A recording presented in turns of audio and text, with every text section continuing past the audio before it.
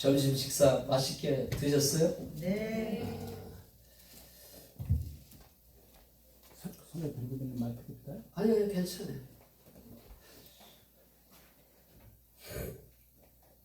기도하겠습니다.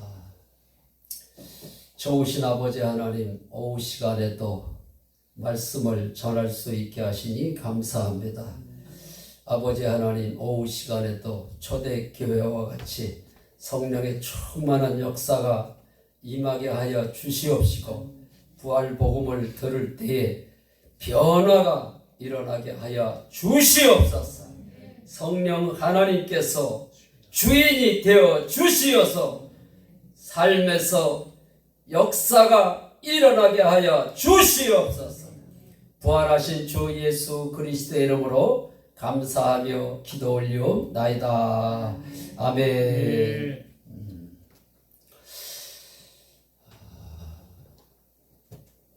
오전 예배 시간에도 말씀을 드렸듯이 신앙생활은 회개가 가장 기본적인 거예요. 아멘. 회개 없이는 성령의 역사가 일어날 수도 없고 성령의 열매가 맺을 수도 없어요. 그래서 회개하고 복음을 믿으라. 아멘. 우리 목사님 수요일 예배 시간인가요? 회개하고 복음을 믿으라 이렇게 하셨더라고. 회개하면은 우리가 일상 믿지 않는 죄를 회개를 하는 것이 아니라 지은 죄를 회개를 하는 거로 알고 있었잖아요. 그런데 예수님이 처음으로 하신 설교가 회개하라, 천국이 가까웠느니라, 그 말씀을 하셨어요. 그 말씀만 하신 게 아니고 회개에 대해서 정확하게 가르쳐 주셨어요. 회개는 너희가 나를 믿지 아니함이라.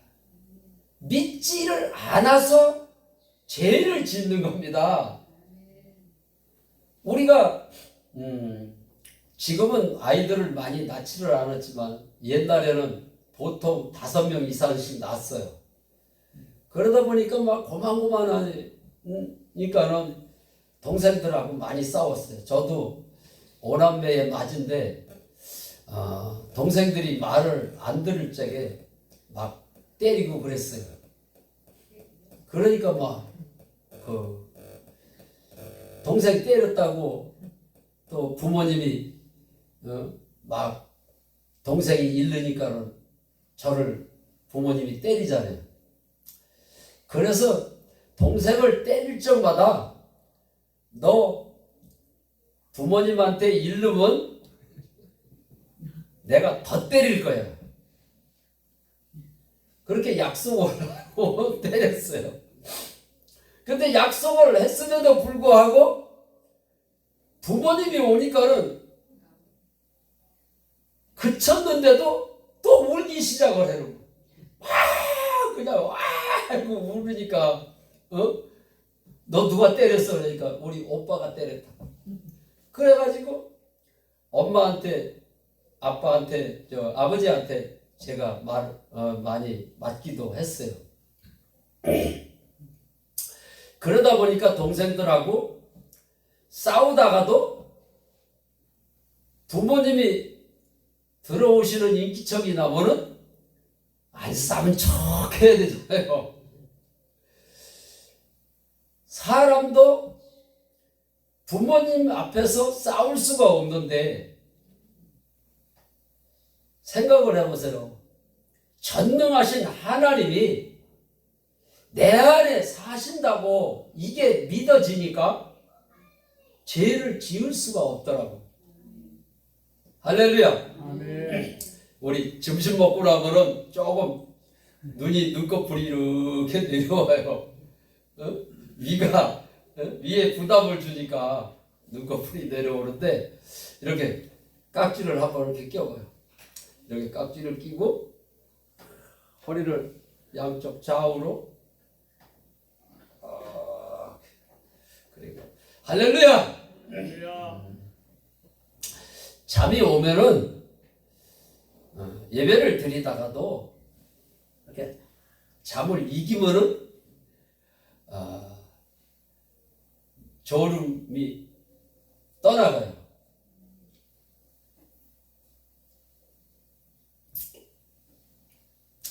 그래서 주님을 만나고 났는데 어떠한 일이 벌어지느냐면은 주님이 내 안에 사시는 게 믿어지니까 죄를 못 짓는 거예요. 그래서 혼잣말을 가끔씩 했어요.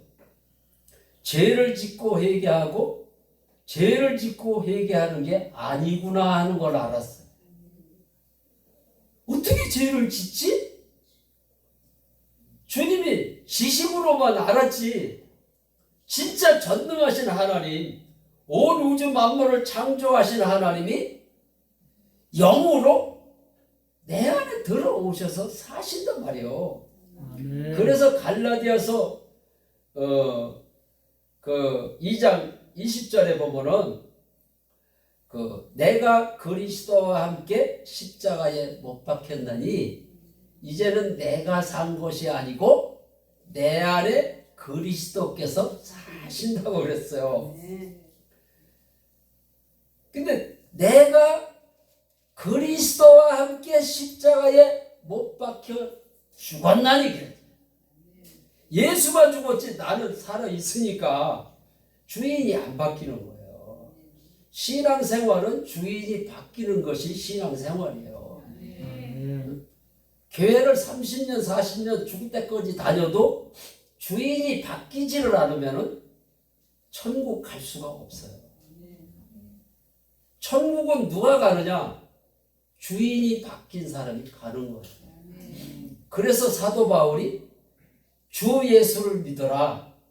그리하면 너와 내 집이 구원을 얻으리라. 예수를 주로 믿어야 천국 가는 거예요. 어저께도 동네에서 이제 노인정에서 이제 야유회를 간다고 그래서 안 가려고 그랬더니 자꾸 전화가 와가지고서는 가게 됐는데 그 여행지에서도 전도를 하는 사람이 있어요.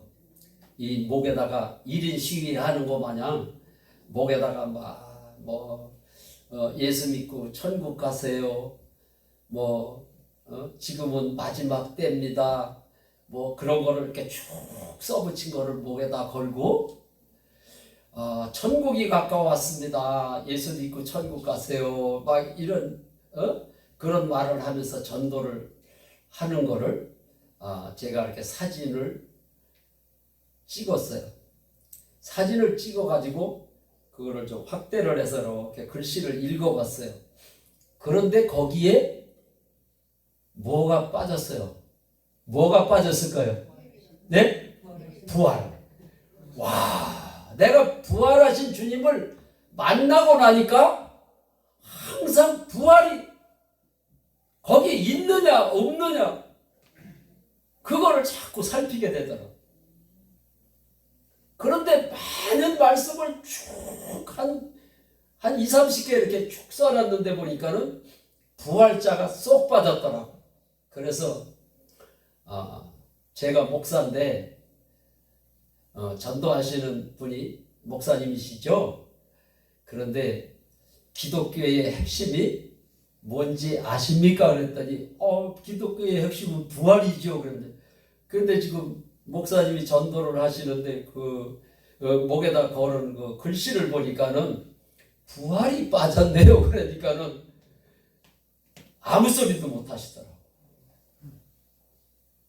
전도하는데도 부활이 빠지고 찬양하는데도 부활이 빠지고 기도하는데도 부활이 빠지고 말씀을 전하는데도 부활이 빠지고 부활이 빠져버렸어.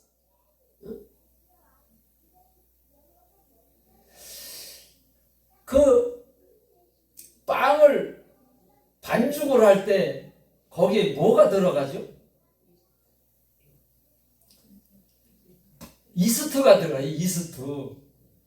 빵을 이렇게 부풀리게 하는 거.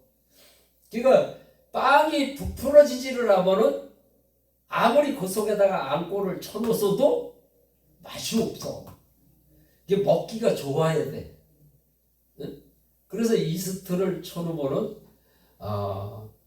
그 빵이 이렇게 부풀어 일어나요. 그래서 아까도 말씀을 드렸듯이 성도들이 하도 변하지를 않으니까 목사님이 왜 성도들이 변하지를 않을까 고민하다가 기도하고 말씀을 보는 중에 내가 부활을 안 전했구나. 초대교회는 날마다 부활을 전했는데 그 베드로 사도가 부활하신 주님을 만나기 전에는 죽음이 두려워서 도망갔지만은 부활하신 주님을 만나고 나서 예수님이 내가 가지 않으면은 내가 가는 것이 유익하다. 내가 가지를 않으면은 부활 승천에 있어서 하늘나라로 가지 않으면은 성령을 보낼 수가 없다는 거예요. 그래서 예수님이 부활하신 이유가 성령을 보내셔서 그 보내신 성령을 받게 되면은 성령 하나님이 내 안에 들어오셔서 주인이 바뀌는 거예요. 그래서 예수님이 왜 부활하셨는지를 알아야 돼요. 이렇게 가장 중요한 거를 교회에서 가르치지를 않아요. 내가 요즘에도 일을 하면서 계속 인터넷에 그 부활에 대한 말씀을 전하는 목사님들을 계속 들어봐요. 그런데 그 로마서 14장 9절에 있는 말씀을 아직까지도 전하시는 목사님이 없어요. 살아났다라고만 전해요.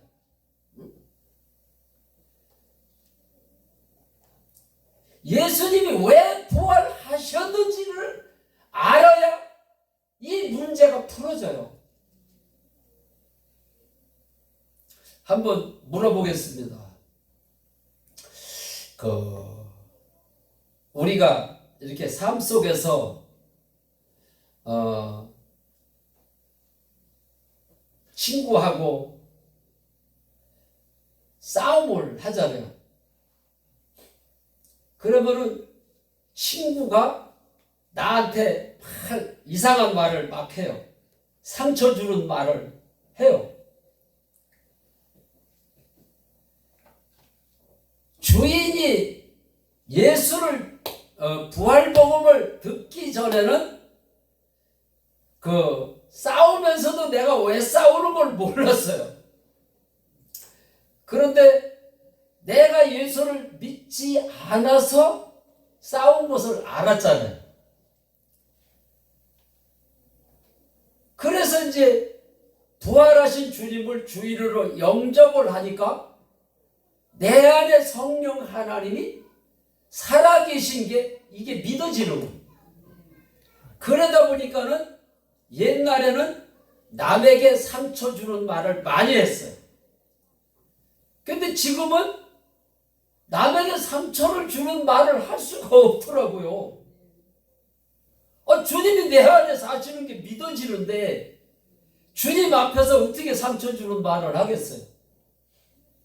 그래서 주님을 만난 날부터 아내한테 날마다 하루에 2번 이상 여보 사랑해 소리를 했어요. 이혼 직전까지 갔던 사람이 어느 날 갑자기 주님을 만났다고 그러면서 여보 사랑해 소리를 하니까 우리 사모가 여기 앉아 있지만은 속으로 그랬대요. 저게 또 얼마나 갈까? 주님을 은혜 받을 때만 그런 행동을 하니까 저게 얼마나 갈까? 그런데 1년이 가고 2년이 가고 3년이 가도 변함이 없는 사랑한다는 말을 계속 하니까 그전에는 아내를 쥐잡듯 했어. 상처 주는 말을 많이 했어. 그런데 날마다 상처 주는 말을 하던 사람이 여보 사랑해를 그냥 입으로만 하는 게 아니라 하트를 하면서 여보 사랑해 소리를 계속 하세요. 그전에는 하나님 앞에 아내를 사랑할 수 있게 해주세요. 응? 나에게 사랑의 은사를 좀 주세요. 그렇게 기도를 했는데도 나에게는 사랑이 없었어. 그런데 믿지 않는 죄를 해결을 하고 예수님이 부활하신 이유가 나의 주인이 되시기 위해서 부활하셨다라고 그랬기 때문에 부활하신 주님을 나의 주인으로 영접합니다 그러는데 그때서부터 내 안에 사시는 주님이 믿어지는 거예요. 지식으로만 알던 믿음이 이제 행동으로 옮겨지는 거예요.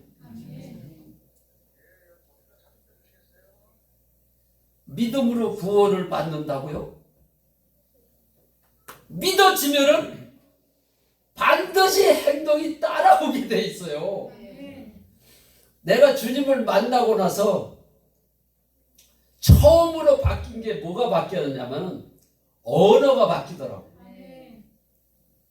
예수를 만나면 막 행동이 막 바뀌는 게 아니라 저는 실제로 주님을 만난 얘기를 하는 거예요. 누구한테 들은 얘기를 하는 것이 아니라 성령 하나님이 내 안에 사시니까 이러한 변화가 일어나더라. 언어가 변하니까 행동은 자동적으로 변하더라고. 언어가 안 변한 상태에서 변해지려고 그러니까 이게 안 되는 거예요. 그래서 한 번은 제가 설교 준비를 하느냐고 이렇게 여보 사랑의 소리를 하는 거를 잊어버렸어요. 그날 열심히 성경을 이제 설교를 작성을 하다 보니까 그런데 아내가 제 옆에 와서 이렇게 서 있더라고요. 그래서 왜 내 곁에 와서 이렇게 서 있지? 그래서 내가 이렇게 고개를 들어봤어요. 고개를 들어봤더니 그 종이컵 있잖아요. 종이컵 2개를 이렇게 들고 있더라고. 내가 처음에는 주님을 만나고 나서 하루에 2번 이상씩 여보 사랑의 소리를 꼭 했는데 언젠가 보면은 말로만 하는 게 아니라 행동으로 보여줘야 되겠다 이런 생각이 들어서 그때서부터 커피를 타기 시작을 했어요. 커피 2잔을 타가지고서는 아내를 갖다 주고 이렇게 러브 팔을 이렇게 해가지고서는 러브 커피를 마시고 그랬어요. 그랬더니 날마다 여러분 사랑의 소리를 하면서 커피를 타다 주면서 여보 사랑의 소리를 하다가 그날은 일이 바쁘다 보니까 내가 미처 그거를 생각을 못한 거예요. 거기에만 정신을 몰두하다 보니까. 그랬더니 아내가 나 대신 커피를 타가지고 와서 두 잔을 들고 이래 서 있는 거다. 어? 그래서 그 믿음은 그 믿음으로 천국을 간다고 그래서 그래 간다고 하지만은 행함이 없는 믿음은 죽은 믿음이 되는 거예요. 성경을 한 군데만 보면 안 돼요. 성령 하나님이 내 안에 사시는 게 믿어지는데 아내를 사랑하지 못한다? 그래서 사도 바울이 보이는 형제를 사랑하지 못하면서 보이지 않는 하나님을 사랑하는 것은 거짓말하는 거라. 우리나라 말로 새빨간 거짓말. 응?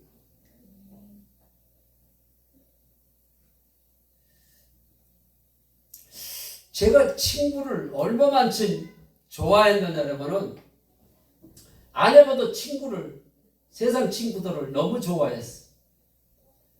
아내는 비싼 거를 하나 그 밥을 사주지를 못하면서 친구들은 비싼 거를 사주고 그랬어. 근데 주님을 딱 만나고 보니까 내 아내를 사랑하지 못하면서 내 친구를 사랑한다? 이건 말이 안 되거든. 그래서 주님을 만나고 나서 인터넷에 들어가서 검색을 했어. 그동안 아내를 맛있는 걸 못 사줬기 때문에. 그래서 최고 비싼 음식이 뭘까 그러고 검색을 하다 보니까는 그 킹크랩. 킹크랩이 값이 비싸더라고요. 그래도 사랑하는 아내니까 아내를 사랑하는 것이 우리 주님을 사랑하는 것. 주님을 최고 비싼 거를 못 사줬구나.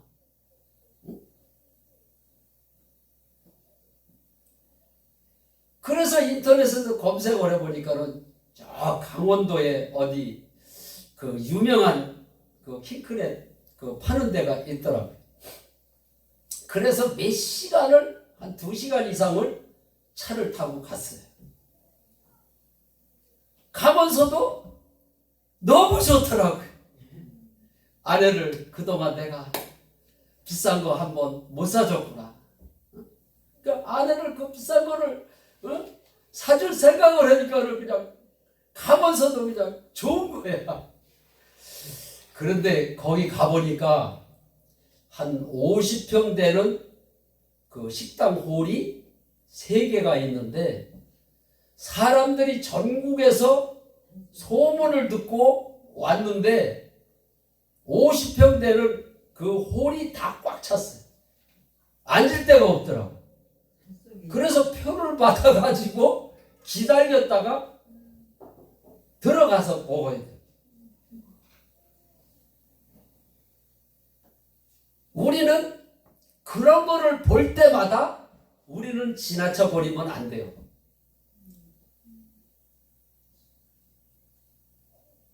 거기 가서 킹크랩을 먹는데 나는 사장님인지도 몰랐어요. 무릎 넥타이를 탁 메고 정장옷을 딱 입은 사람이 무릎을 착 꿇고 그 킹크랩을 가위로다가 이렇게 손질을 해주면서 대개 식당에 가보면은 요즘에 물은 셀프입니다. 그리고 반찬도 셀프입니다. 네가 갖다 먹어. 먹고 싶으면. 응? 그러는데 거기는 셀프가 없어요.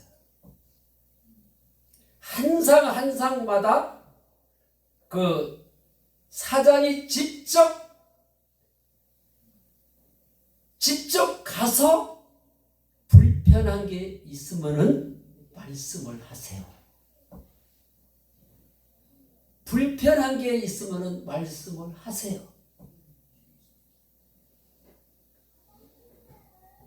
그래서 그 잘되는 부흥하는 교회, 부흥하는 식당, 뭐가 뭐가 있어요.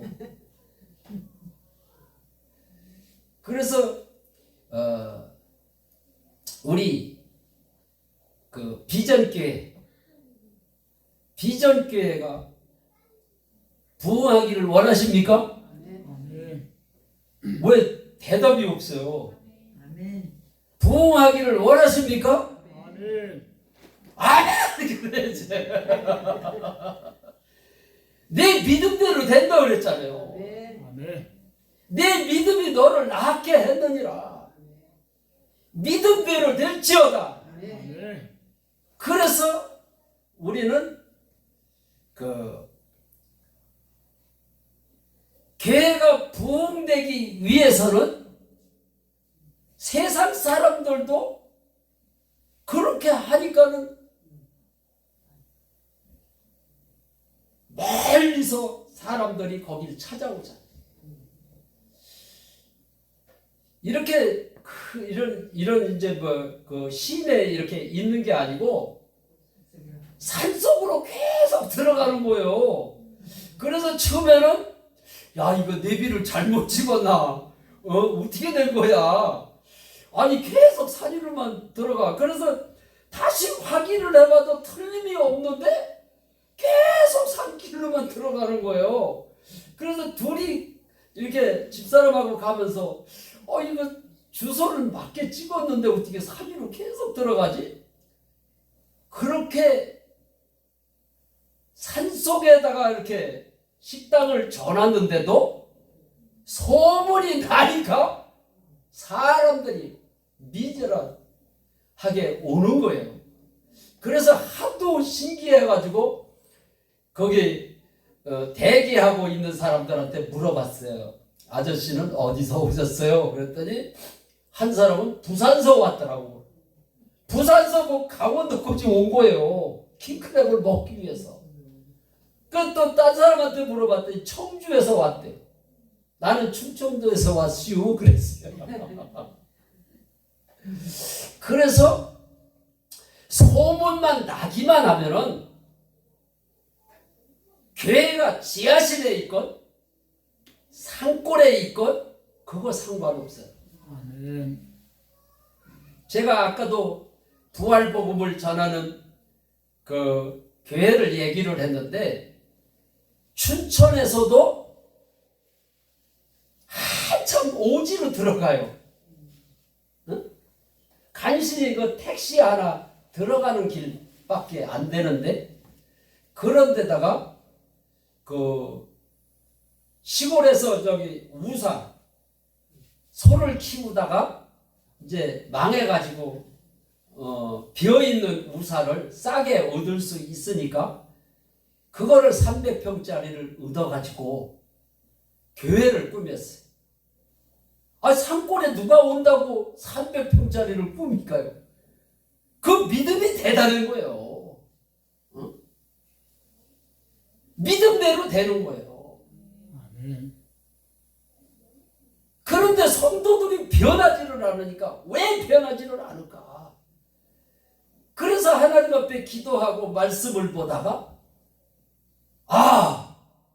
바로 부활이구나. 응? 부활밖에는 없구나.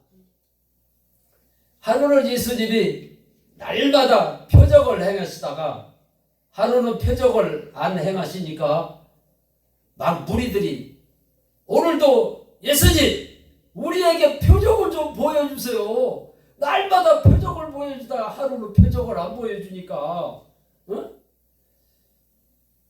그런데 마태복음 12장 39절에 보면은 악하고 음란한 세대가 표적을 구하나 요나의 표적 밖에는 없다라고 예수님이 말씀을 하셨어요. 아멘. 왜 요나의 표적 밖에는 없다라고 말씀을 하셨을까요? 요나의 표적이라는 건 부활을 얘기를 해요. 부활밖에는 없다. 그런데 예수님의 제자들이 예수님이 십자가에서 처참하게 죽는 모습을 보고 두려워서 나도 붙들리면은 예수님처럼 십자가에서 죽겠구나. 두려움이 몰려와서 도망가서 숨어 있었는데 부활하신 주님을 만나고 나서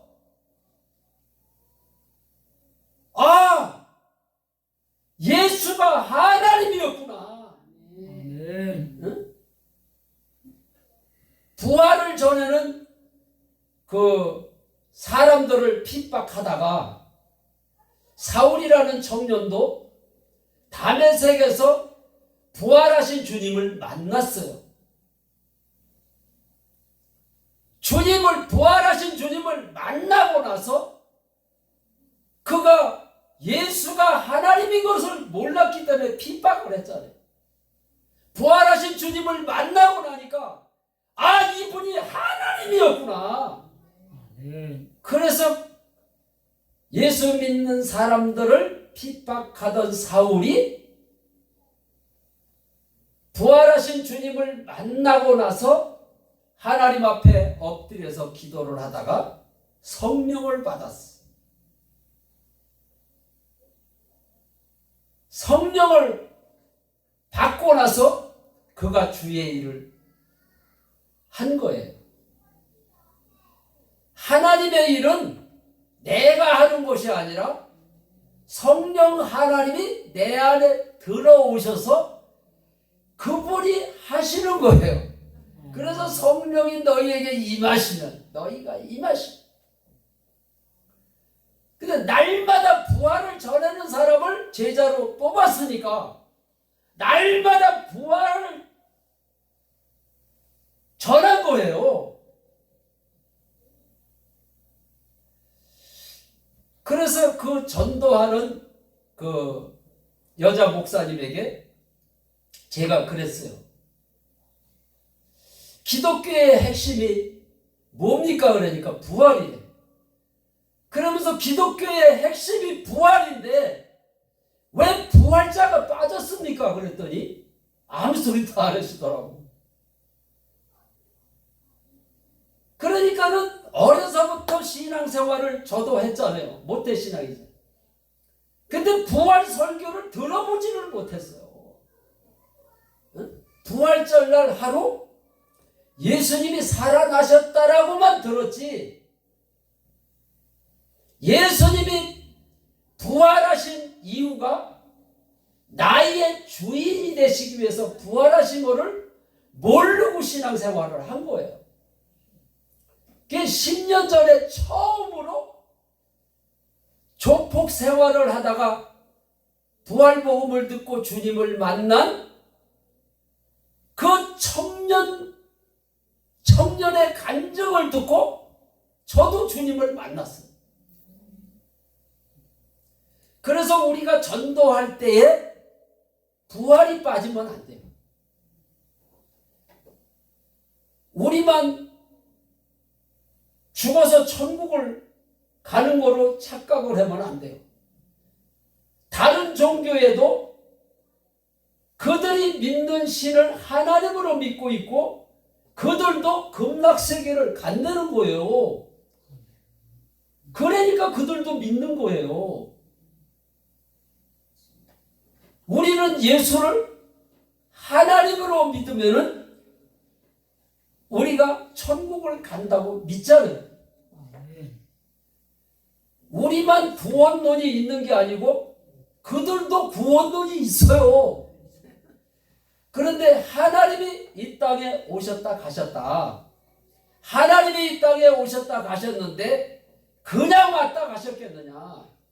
우리에게 확실한 증거를 주고 가셨다. 그 증거가 사도행전 17장 31절에 기록이 되어 있어. 세상 종교와 우리가 믿는 종교와 다른 것이 뭐가 있느냐? 그들도 내세가 있다고 믿어요. 우리도 내세가 있다고 믿어요. 그런데 우리는 그들과 다른 것이 뭐가 있느냐? 우리는 증거가 있다. 불교에서 천국이 극락세계가 있다는 증거가 있어요? 없어요. 그래서 우리는 전도를 해야 돼요. 우리는 증거가 있기 때문에. 증거를 하나님이 주셨는데도 왜 전도를 안 합니까? 증거가 믿어지지를 않으니까 전도를 못 하는 거예요. 제가 주님을 만나고 났는데 입이 근질근질한 거예요. 왜 근질근질할까요? 내가 만난 예수를 전하고 싶어가지고. 사람만 만나면 그냥 내가 만난 예수. 예수님이 부활하셨다. 부활하셨기 때문에 이분이 하나님이다. 예수님의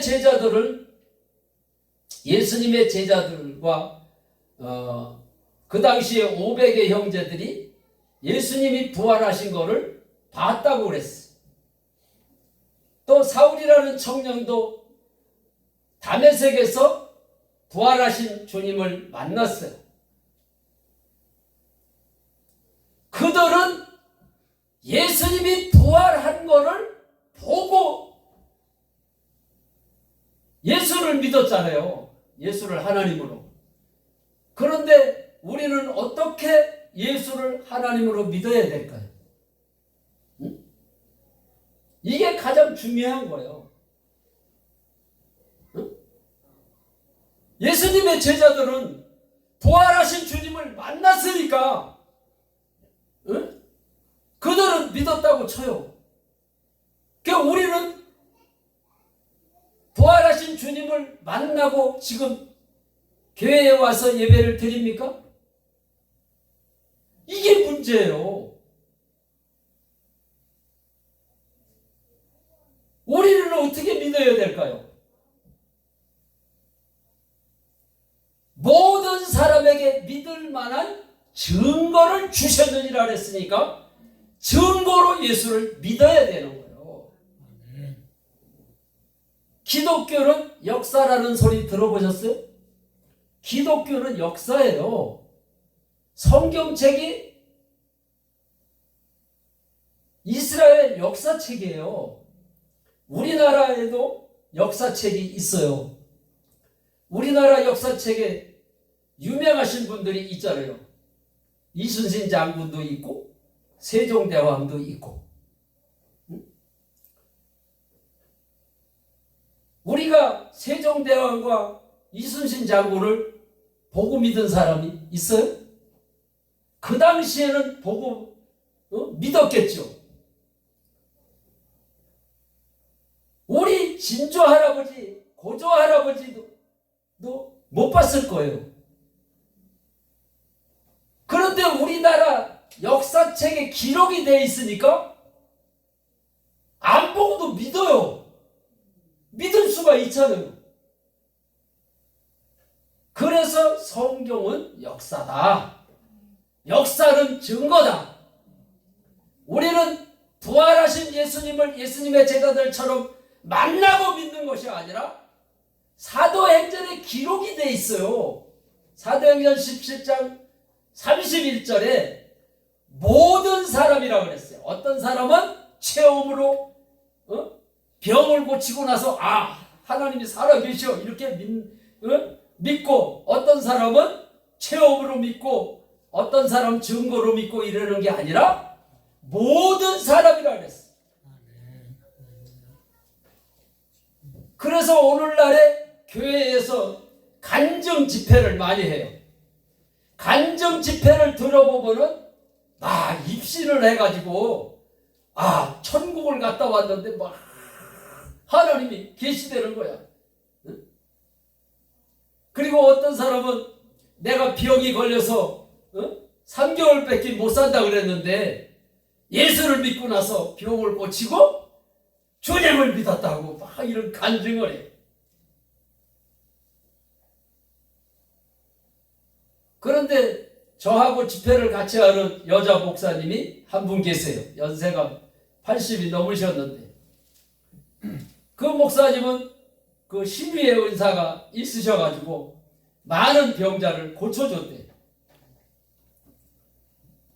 근데 교회를 잘 나오다가 안 나와가지고 신방을 가니까 그 병을 고침을 받은 사람이 한대는 말이, 교회를 왜 안 나오느냐고 그러니까는 저 병 다 났어요 그러더래요.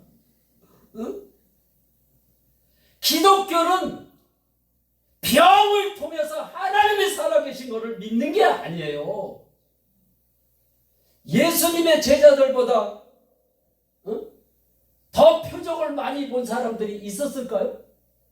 날마다 소경이 눈을 뜨는 걸 봤어요. 그랬는데도 십자가에 예수님이 처참하게 돌아가시는 모습을 보고 다 도망갔어. 왜 그랬을까요? 체험으로 주님을 믿는 게 아니라는 거예요. 우리는 성경대로 믿어야 돼요. 할렐루야. 우리는 예수님을 보고 제자들처럼 보고 믿는 것이 아니라 증거로 그들이 만난 예수가 사실이구나. 그 증거를 통해서 예수님이 사시는 게 믿어져야 돼요. 그래서 하나님이 이 땅에 오셨다 가셨다. 하나님이 이 땅에 오셨다 가셨는데 그냥 왔다 가셨겠느냐. 우리에게 확실한 증거를 주고 가셨다.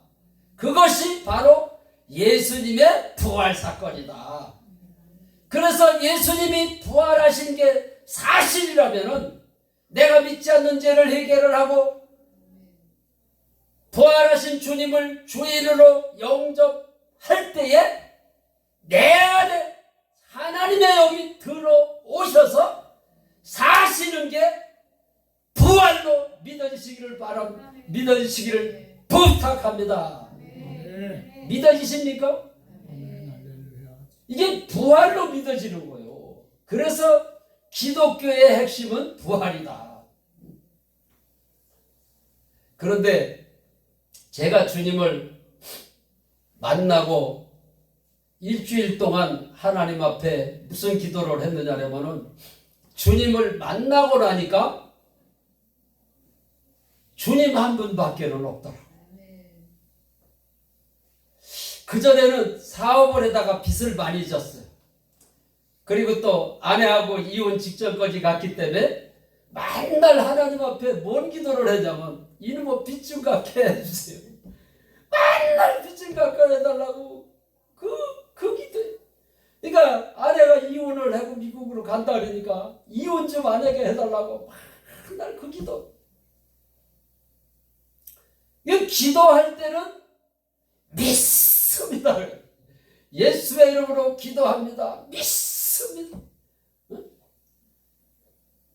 그리고 교회 문을 열고 나오면서부터 염려, 걱정, 두려움이 몰려오기 시작을 하는.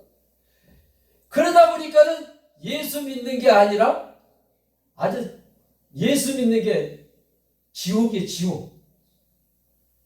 염려가 떠나질 않으니까, 걱정이 떠나질 않으니까. 그런데 성령 하나님이 내 안에 들어오는 순간 염려, 걱정, 두려움이 떠나갔습니다. 염려하는 것은 예수를 믿는 게 아니에요.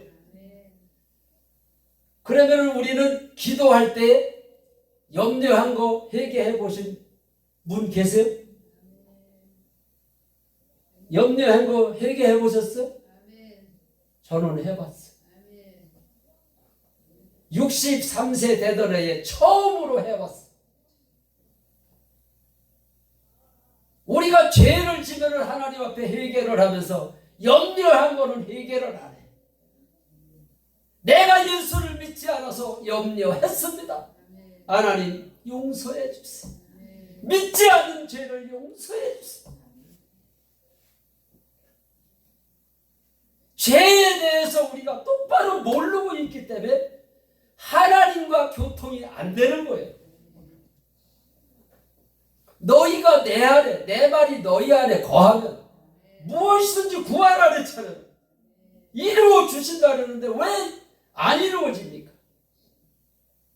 죄의 문제가 해결이 돼야 돼요.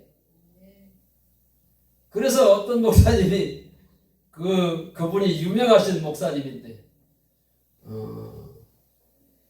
저한테 이런 소리를 하더라고요.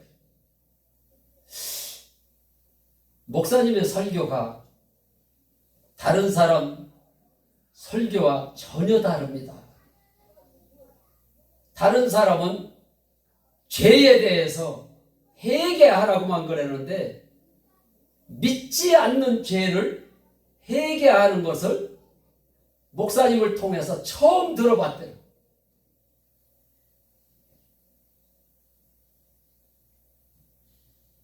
그러면서 신앙의 첫 단추가 회개인데 제가 목회를 30년을 넘겨 했는데 죄에 대해서 성도들한테 똑바로 가르치지를 못했대요.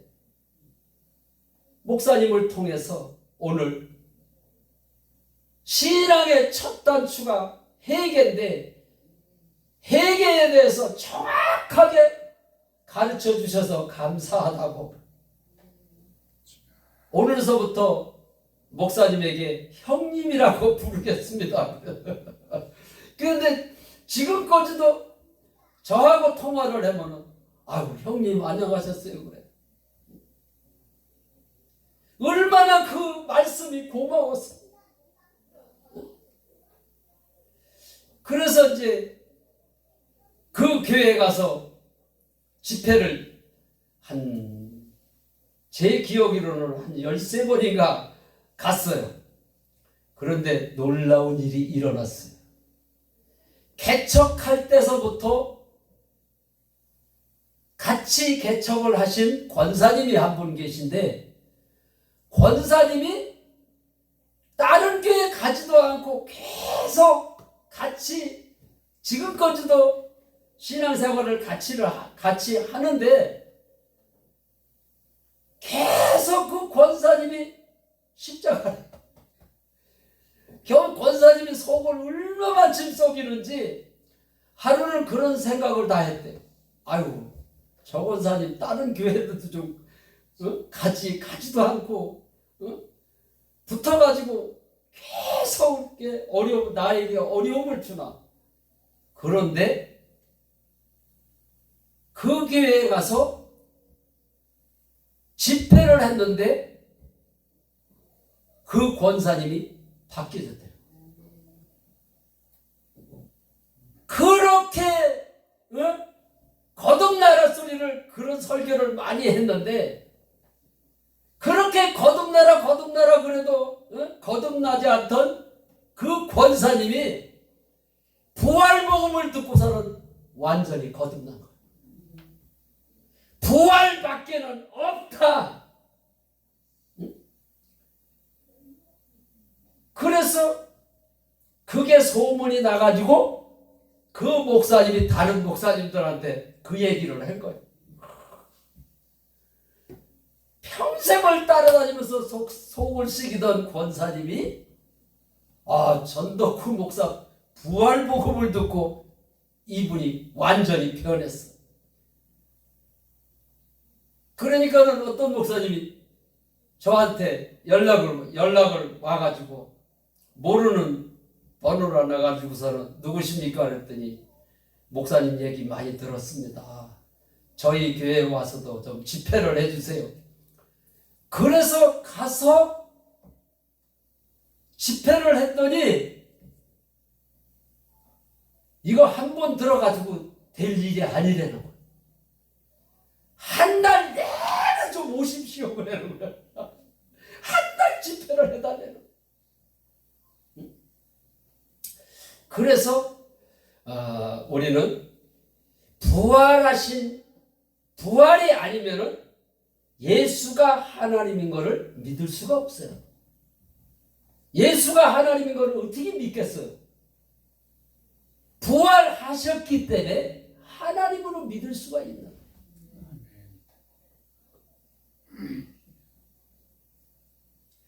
그래서 부활하신 주님을 만나고 났는데 계속 기쁨이 내 속에서 나오는 거예요.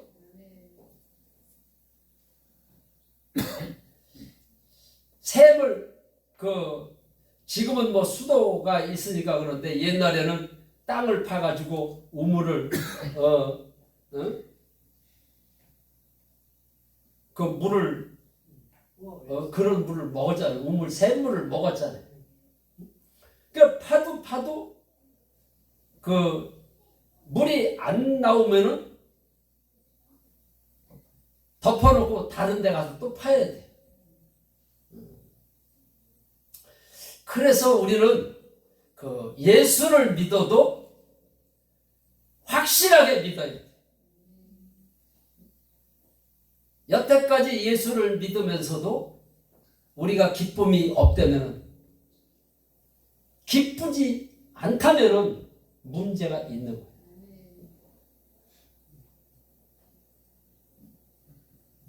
성령님이 내 안에 들어오시면 변화가 일어나요. 어떤 변화가 일어난다 그랬어요? 언어가 변한다 그랬잖아요. 언어가 변하면서 행동이 변해지더라고요. 그래가지고 주님을 만난 지 일주일이 됐는데 일주일 동안 계속 뭔 기도만 했느냐 하면은, 옛날에는 빚이 많으니까 빚도 갚게 해달라고, 아내가 미국으로 이혼을 하고 간다 했으니까 막 이혼에 대한 기도도 하고, 나라와 민족을 위해서도 기도하고, 뭐 아이들을 위해서도 기도하고, 성도들을 위해서도 기도하고, 여러 가지 기도가 있잖아요. 그런데 주님을 딱 만나고 나니까 기도가 축소가 되는 거예요. 기도가 축소가 되는데 내 입에서 무슨 말이 나오냐면 주님 한 분이면 됩니다. 이런 기도가 나옵니다. 그래서 일주일 동안 계속 주님 한 분이면 됩니다. 주님 한 분이면, 주님 한 분이면 됩니다. 우리가 쉬지 않는 기도라 그랬잖아요. 기도를 항상 기뻐하라, 쉬지 말고 기도하라 그랬잖아요. 기도를 어떻게 쉬지 않고 할 수가 있겠어요? 그래서 저는 주님을 만나고 나서 쉬지 않는 기도가 이거구나 하는 걸 알았어요. 그 전에 쉬지 않는 기도라는 제목을 딱 써놓고 설교 준비를 하는데, 어떻게 사람이 기도를 쉬지 않고 할 수가 있지? 그 문제가 해결이 안 돼가지고 그런 설교를 한 번도 못 해봤어요. 근데 주님을 만나고 나서 우리 주님 앞에 물어봤어요. 내 안에 들어오시는 성령 하나님이 보혜사라는 거예요. 보혜사 성령님이라는 거예요. 보혜사라고 그러는 거는 이렇게 스승과 같다는 뜻이 있어요. 그래서 성령이 내 안에 계시는 게 믿어질 때, 믿고 기도할 때 성령님께서 가르쳐 줘요. 우리가 무당집에 가서 점을 치잖아요. 점을 치면은 무당이 얘기를 해줘요. 당신네 집이 이러이러한 문제가 있지? 얘기도 안 했는데 알고 있어. 그러면 그 문제를 어떻게 그 문제가 어떻게 해결이 될 수가 있습니까? 그러면 복채를 갖다 놔. 복채를 갖다 놓으면 문제가 해결이 돼. 그래서 점쟁이에게 갖다가 5천만 원, 막 몇천만 원씩을 갖다 놔요, 복채를. 그래놓고 뚱땅뚱땅 그러면은 그 문제가 해결이 된다는 거예요.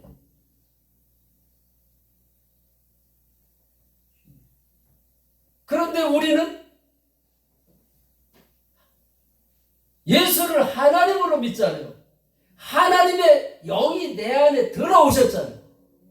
하나님의 영이 내 안에 들어오셨는데 귀신의 영도 가르쳐 주는데 하나님의 영이 안 가르쳐 주겠어요? 우리는 착각을 하면 안 돼요. 하나님도 가르쳐 주세요. 귀신이 가르쳐 주는 거는, 귀신은 그 거짓말의 압이에요. 지나온 거는 잘 맞추는데 앞으로 되어질 일은 못 맞춰요. 되어질 일은 50대 50이야. 그런데 하나님의 영은 100% 가르쳐 주세요. 그래서 우리는 성령을 받으면 거기까지 가야 돼.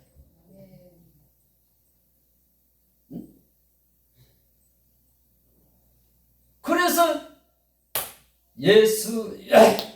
예수가 좋다오 이런 찬양이 있잖아요. 뭐가 좋아? 가르쳐주지도 않는데 뭐가 좋아? 응? 하나님의 영을 받아서 그분이 내 안에 사시는 것을 믿고 기도할 때 하나님이 가르쳐 주시는 거예요. 그런데 하나님은 거룩하신 영이기 때문에 우리가 죄의 문제가 해결이 되지를 않으면은 성령 하나님하고 교통을 할 수가 없어요. 내가 거룩하니 너희도 거룩하라고 그랬지. 그래서 우리는 하나님 앞에 믿지 않는 죄를 해결을 해야 돼. 믿지 않는 죄를 해결을 하면은 누구는 가르쳐주고 누구는 안 가르쳐주는 게 아니에요. 저는 주님을 만나고 나서 기도할 때마다 그때마다 가르쳐 주셨어요. 그런데 응답이 바로 오는 응답이 있고 3일 있다 오는 응답도 있고 3개월 있다 오는 응답이 있고 아브라함처럼 100세의 응답을 받는 것도 있어요. 그래서 우리가 믿고 기도한 것은 받은 줄로 믿어야 해요. 믿고 있으면 우리 주님이 가르쳐줘요.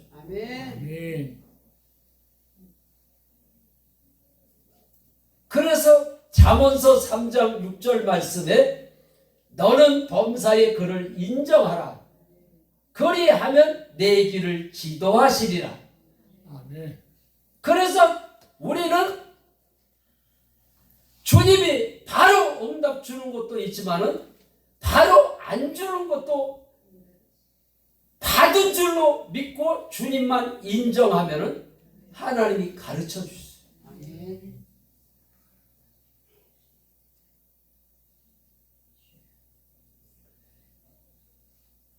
어떨 때는 교제할 때에 그 응답을 가르쳐 줄 때가 있어요. 어떨 때는 말씀을 전할 때에 그 응답이 나올 때가 있어요. 그래서 제가 가는 데마다 이게 영상 촬영을 해요. 오늘 무슨 말씀을 전했는지. 저는 설교 준비를 항상 해요. 설교 준비를 하는데 여기 와서 항상 하나님 앞에 내 생각과 마음까지도 내 입술도 주관하여 주셔서 성령께서 말을 하게 해 주시옵소서. 그런 기도를 항상 해요. 나는 이렇게 준비를 했지만은 성령께서 하시기 때문에 다른 말이 나가요. 그런데 여기에 어떤 사람이 와 있느냐에 따라서 설교 말씀이 달라요. 어떨 때는 내가 여기에 작은 부인이 와 있는 걸 어떻게 알겠어요? 내가 설교하는데 작은 부인에 대해서 막 말이 나가요. 나도 그 말을 전하면서 왜 내가 작은 부인에 대해서 설교를 하지? 근데 거기에 작은 부인이 와 있어요.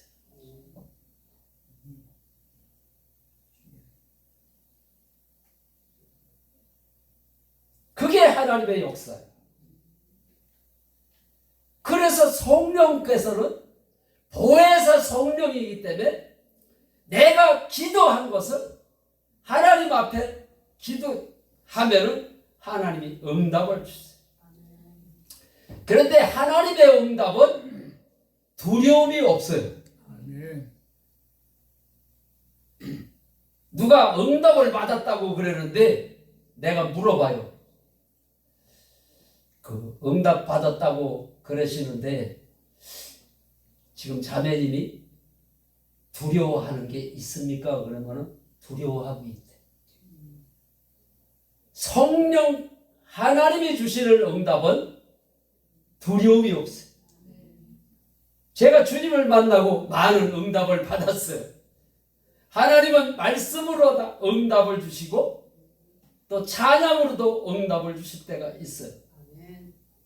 그런데 그때마다 기쁨을 주셨어요. 기쁨을 주시는 하나님이 주시는 응답. 그런데 두려워하는 응답은 사단이가 생각으로 치고 들어오는 거예요. 우리가 예수님의 12제자 중에 가룟 유다가 있잖아요. 가룟 유다가 예수님을 팔았어요. 가룟 유다가 예수님을 팔았지만은 예수 팔려는 생각은 마귀가 넣어줬다 그랬어요.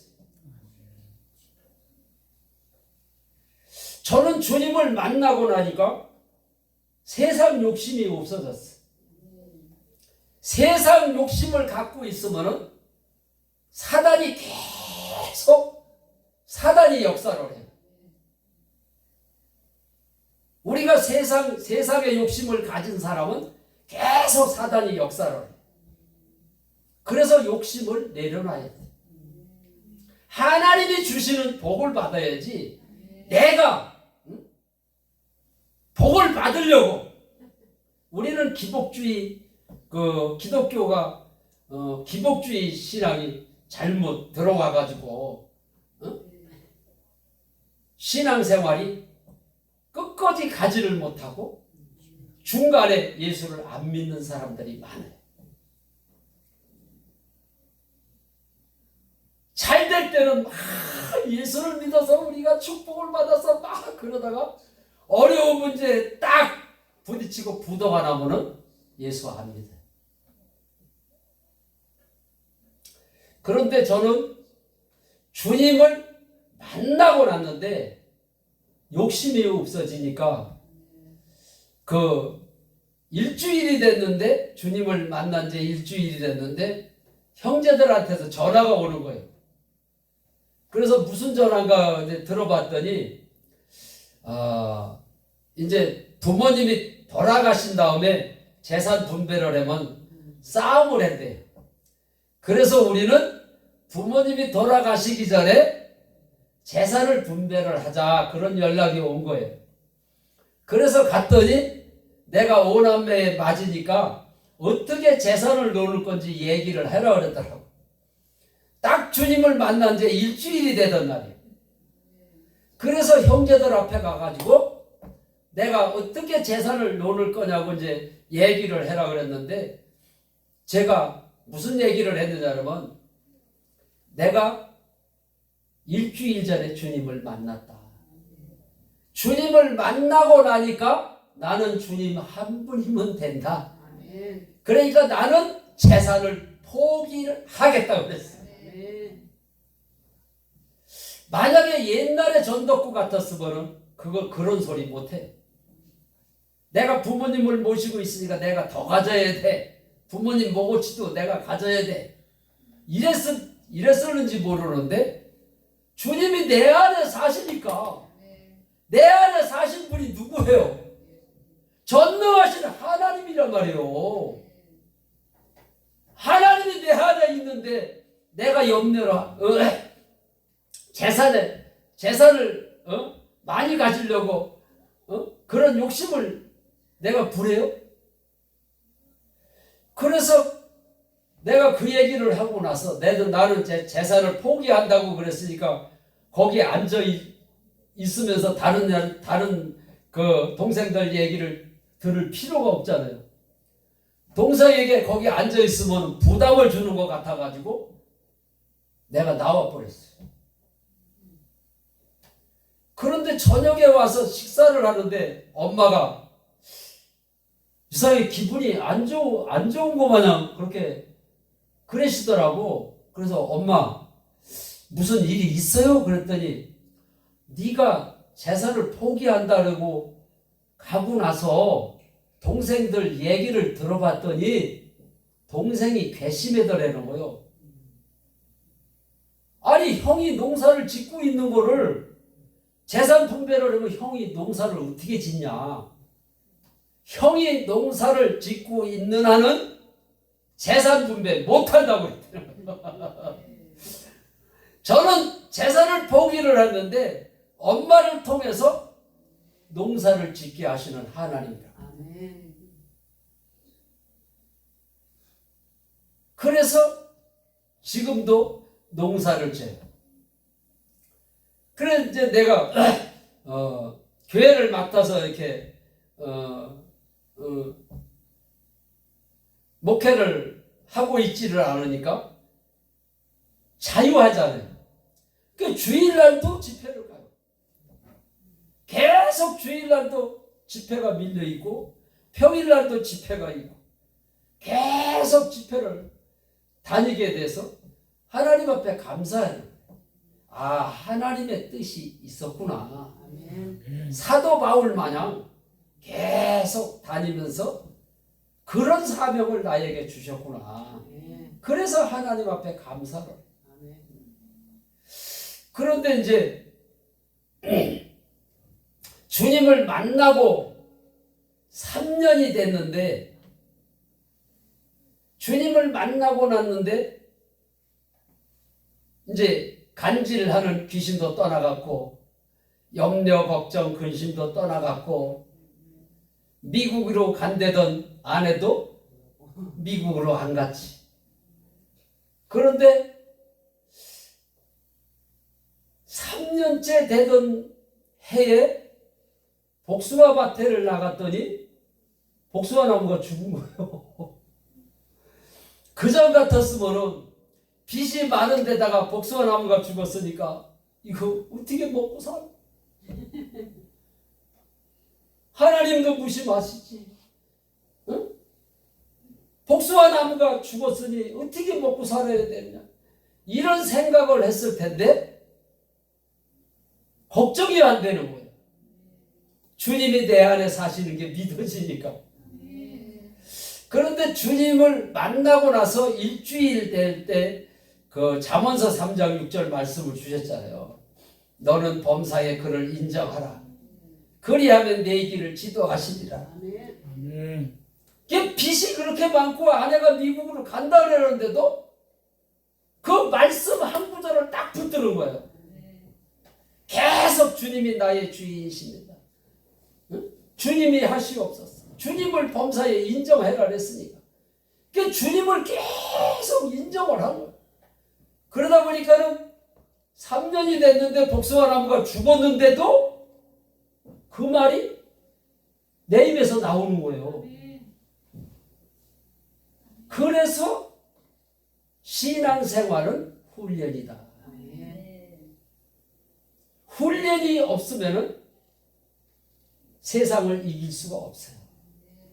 그래서 예수님이 처음으로 하신 설교가 회개하라 천국이 가까웠느니라 그 말씀을 하셨고, 마지막으로 마태복음 28장 마지막 절에 보면은 모든 민족을 제자를 삼아 가르쳐 지키게 하라. 이게 무슨 말일까요? 지킬 때까지 계속 반복해서 전해내는 얘기요. 그런데 어떤 목사님이 그 목회를 하면서 이제 성도들이 많다 보니까는 이제 쌍초상이 났잖아요. 쌍초상이 나가지고서는 이제 정신이 없다 보니까는 주일날 설교 준비를 못한 거예요. 장사집이 다니다 보니까. 그래가지고 주일날 설교를 해야 되는데 설교 준비를 안 했으니까 큰일 났더라는 거예요.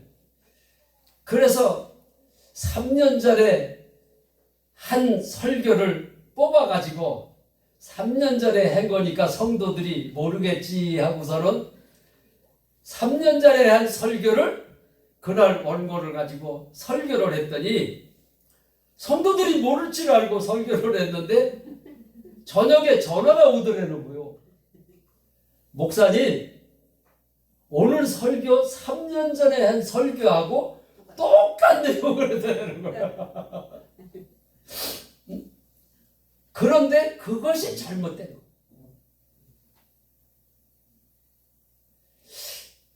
우리 그 춘천에 있는 목사님이 지금도 한결같이 계속 부활에 대한 설교를 계속해요.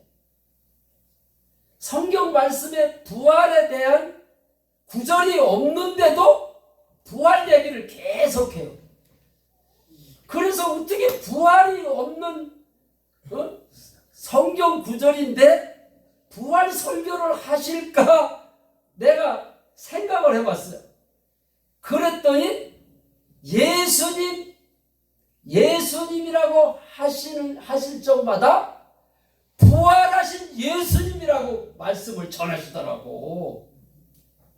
그러니까 부활 설교가 어려운 게 아니에요. 그래서 우리가 설교할 때 그냥 예수님이라고 그러지 말고 주 예수, 또 부활하신 주 예수, 부활 설교도 되고 부활의 기도도 되고.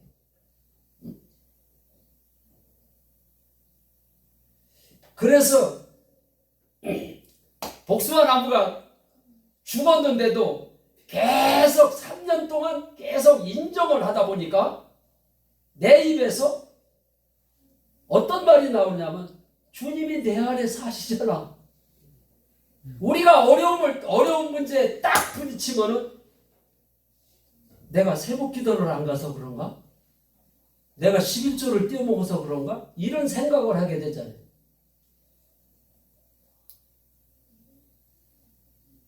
그런데 잠언서 3장 6절 말씀은 너는 범사의 그를 인정하려는 거예요.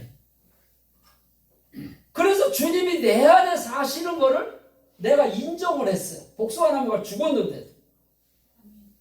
그런데 내 입에서 찬양이 나오는데 나는 어떤 찬양을 불러야지 그래서 그때 그 찬송가를 부른 게 아니에요.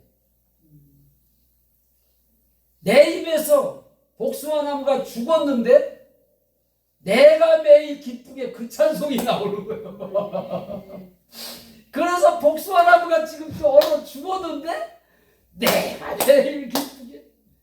나는 입으로만 안 했어요. 손뼉까지 쳐가면서 내가 매일 기쁘게 순례 얘기를 해봐. 성령이 계시네 내 안에 사시. 그 내용이더라. 그래서 찬양을 부르고 났는데 하나님이 응답을 주셨어요. 하나님이 무슨 응답을 주셨느냐? 덕구야, 내가 네 믿음을 보았노라. 내가 네 빚을 갚아주마. 뭐가 하면이요? 그런 응답이 아니었어요. 하나님은 말씀으로 응답을 주세요. 생각으로 치고 들어오는 건 사단이에요. 말씀이 하나님이라 그랬죠. 무슨 말씀을 주셨냐면 복숭아 나무가 죽었는데 너는 일용한 양식을 구하라. 그 음성을 들려주셨어요. 그래서 내가 하나님 복숭아 나무가 죽고 빛도 그렇게 많은데 일용할 양식만 있으면 어떻게 해요? 이 소리를 안 했어. 하나님의 말씀은 하나님이라 그랬잖아요. 전능하신 하나님이 내 안에 사시잖아요. 그래서 내가 주님 맞습니다 그랬어요. 일용할 양식만 있으면 됩니다 그랬어요. 그랬더니 어떠한 일이 벌어졌을까요? 집에를 왔더니 아버지가 난 통장 달란 소리도 안 했어. 아버지가 그런 통장을 갖고 계신지도 몰랐어. 거액의 통장을 주시더라고. 필요한데 쓰거라 그랬더라. 아버지는 지금 복숭아 나무가 죽었는지도 몰라요. 복숭아 나무가 죽었으니까 이거 가지고 살아라고 그러시는 아버지가 아니에요. 그래서 그 많은 빚을 다 갚게 됐어.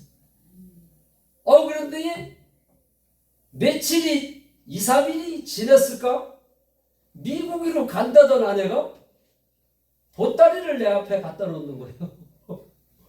그래서 이게 무슨 보따리야 그랬더니 이거 끌러보면 알지. 이거 웃으면서 그랬더라고. 그래서 이제 직감에 저거 돈이구나. 그런 직감은 들더라고.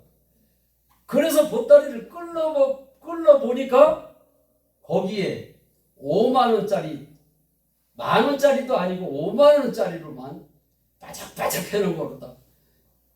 돈이 너무 많아서 내가 쉬어봤어요. 그 자리에서 쉬어봤어요. 그랬더니 8,500만 원이 넘더라고. 이게 미국으로 말로만 가려고 그러는 게 아니고 돈까지 다 준비를 해놨더라고. 그런데 내가 주님을 만나기 전에는 하나님 앞에 맨날 미국 가지 않게 해주세요. 빚도 갚게 해주세요. 이런 기도를 했잖아요. 주님을 만나고 나서는 주님 한 분이면 됩니다. 이런 기도만 계속했어요. 주님이 주인이십니다. 주님이 하시옵소서. 주님 한 분이면 됩니다. 이런 기도만 계속했어요. 그런데 빚이 많은데도 걱정이 안 돼. 아내가 미국으로 간다 그러는데도 걱정이 안 돼. 왜 걱정이 안 될까요? 우리 주님이 나의 주인이 되셨으니까. 그래가지고 아내가 미국으로 간 데는 아내가 여기 와 있잖아요. 앉아있잖아요. 그래서 너는 범사에 그를 인정하라. 주인으로 인정만 하면은 우리 주님이 책임지신대요. 아내가 미국으로 간다, 복숭아 나무가 죽었던 빚이 많던 상관이 없습니다. 주님이 나의 주인만 되시면은 모든 문제는 끝나는 거예요. 모든 문제의 답은 부활하신 주님을 만나라. 할렐루야. 그래, 예수 믿는 거는 예수를 주로 믿는 거. 주인만 바뀌면 되는 거죠. 그런데 이제 주인이 바뀐 사람은 남에게 상처를 주지를 않는다. 그런데 상처를 주는 사람만 주인이 안 바뀐 게 아니고 상처를 받는 사람도 자기가 주인이어서 상처를 받는 거야.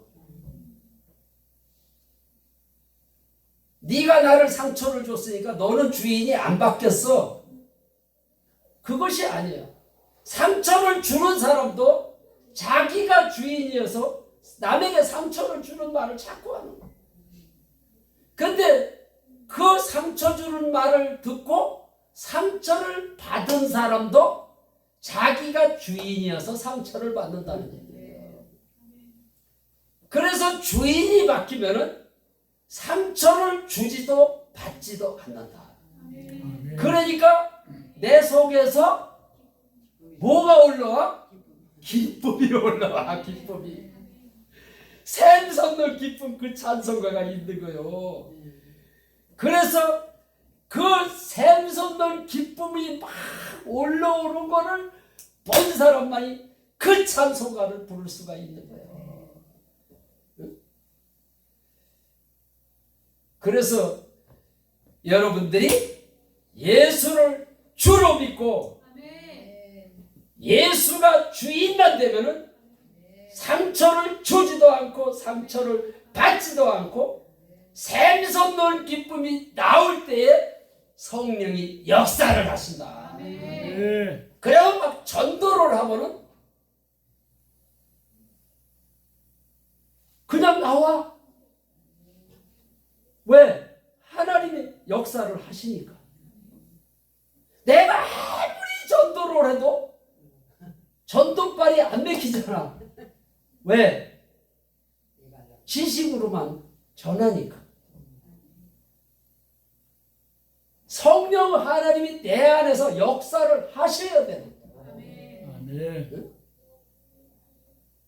그래서 새 비전 교회가 이제부터는 성령이 역사하는 성도들이 다 되셔가지고 그냥 가서 전도만 하면 교회에 나오는 거야.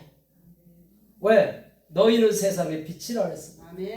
빛이 되니까 어둠이 떠나는 거야.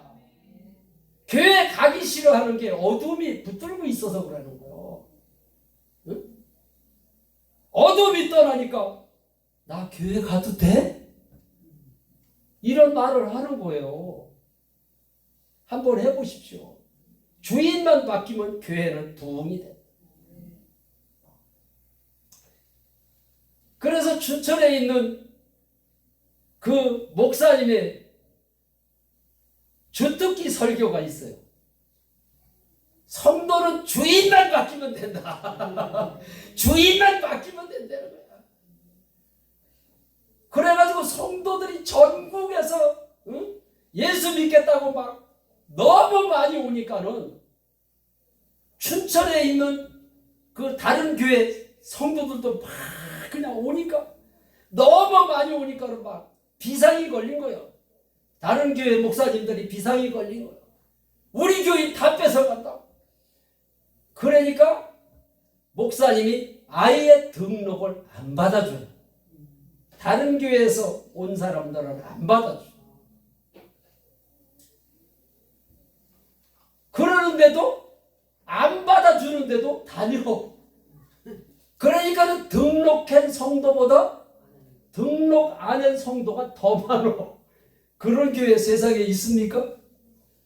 요즘에 큰 교회에서도 다른 교회에서 왔다면 그날로 접수를 해.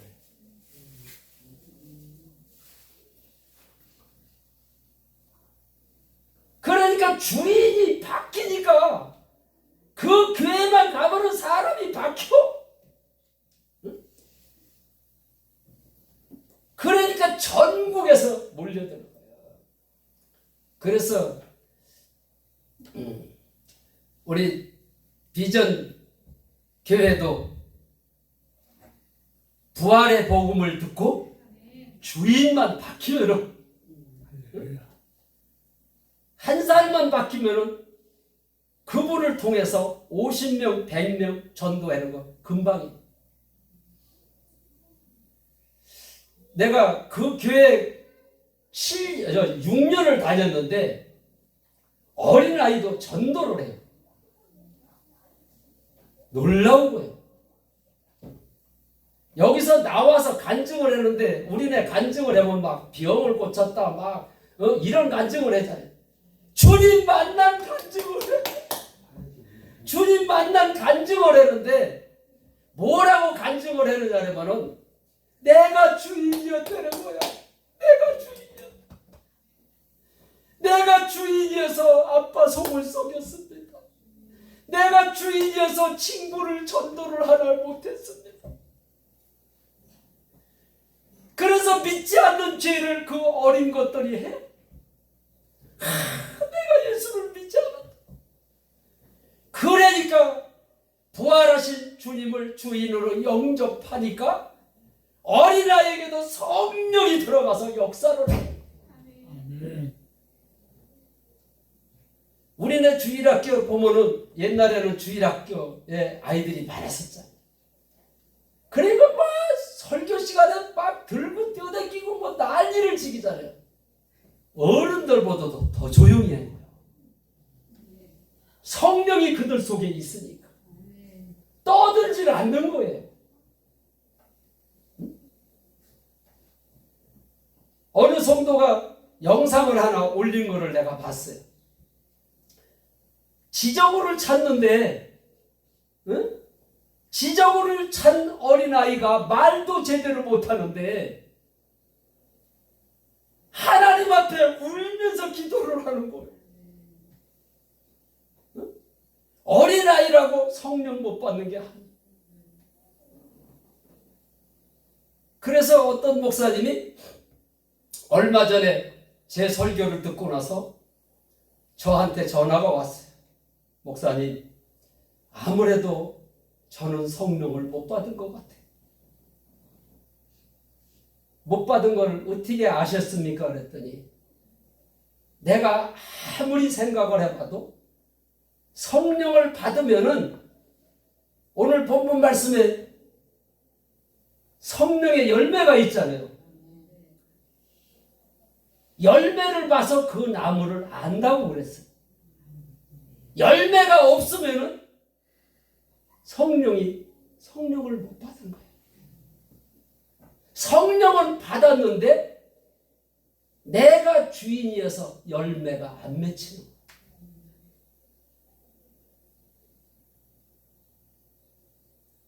그래서 하나님 앞에 믿지 않는 죄를 반드시 해결을 해야 됩니다. 그래서 이 시간은 같지만은 믿지 않는 죄를 한번 해결을 해보실래요? 아멘. 믿지 않은 죄. 믿지 않은 죄 해결해 보신 분 있으세요? 나는 10년 전에 처음으로 믿지 않는 죄를 해결을 하다가 주님을 만났어요. 그래서 이 시간 회개할 때 남에게 상처 준 거, 내가 그동안 내가 주인 되어서 남에게 상처를 줬어.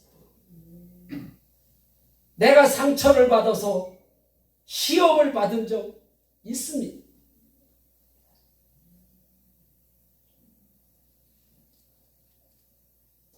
그래서 교회를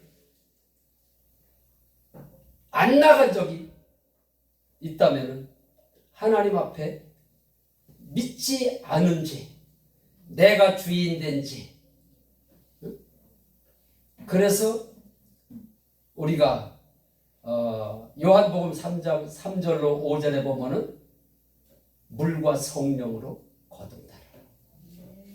물과 성령으로 거듭난 자만이 하나님을 볼 수도 있고 하나님 나라에 들어갈 수도 있다. 거듭나는데 성령이 들어오셔야 거듭나는데 믿지 않는 죄를 해결을 해야 성령님이 내 안에 들어오신다는 사실. 그래서 이 시간 하나님 앞에 우리가 짧고 굳게 하나님 앞에 진짜 마음을 찢는 그 마음을 가지고 진짜로 내가 예수를 안 믿었구나. 내가 주인이어서 내 기도가 우리 주님 앞에 상달되지 않았고, 주님, 내가 주인됨을 인정합니다. 나의 죄를, 내가 믿지 않는 주님을 주인으로 믿지 않는 죄를 우리 주님 용서해 주세요. 정말로 마음을 찢는 회개로 하나님 앞에 기도하겠습니다. 여기 음악 좀 들어주시고 주여 삼창하시겠습니다. 주여! 주여! 주여! 아버지 하나님 감사합니다. 주님을 믿는다고 하면서도 내가 주인이 되어서 살아온 것을 주님 용서하여 주시옵소서. 믿지 않는 죄를 이 시간 해결할 수 있는 해결의 영을 부어 주시옵소서. 해결하라. 전국이